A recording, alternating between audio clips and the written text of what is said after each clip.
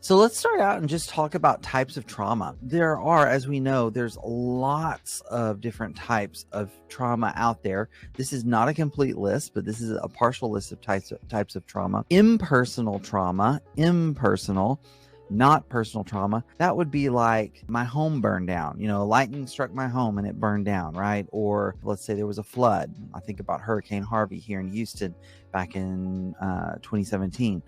Lots of impersonal trauma there. That's one type. And then there's interpersonal trauma. This could be an assault. This could be an episode of abuse. Certainly, betrayal trauma is a type of interpersonal trauma. Abuse coming from parents would be an example of some interpersonal trauma. Identity trauma is when you experience trauma that is connected to a fundamental part of your identity. So racial trauma would be an example of that. The experience of many Black Americans today, they would talk about identity trauma. You could think about the Jews back in the time of World War II and being put into concentration camps, and even prior to it reaching that level, when they had to wear the yellow bands and the stars and that kind of thing, and they were moved into ghettos and that sort of experience. That's an interpersonal trauma, but also an identity trauma. So you can see that there can be overlap of these different categories.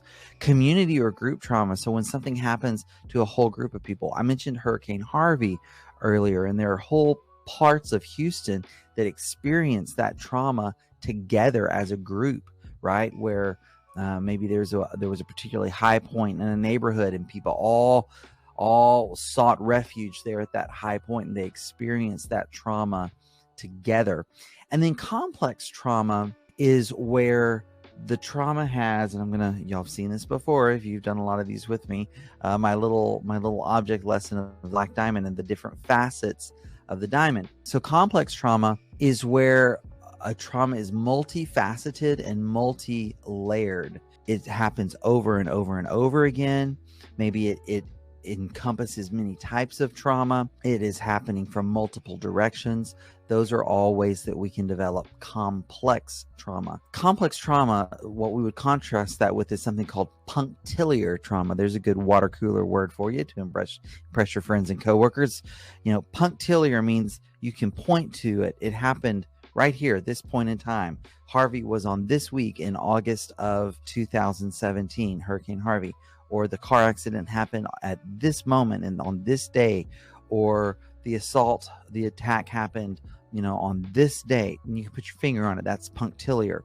When it's drawn out over time, that is what leads it to complexity, because you can't put your finger on the one thing.